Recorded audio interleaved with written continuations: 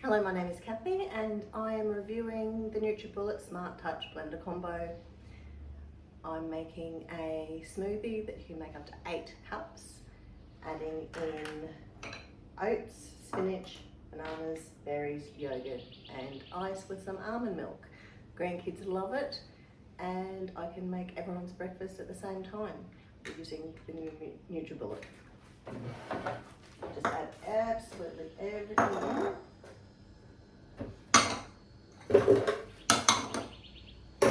Nice and easy. The powerful NutriBullet does the rest. Protein and almond milk.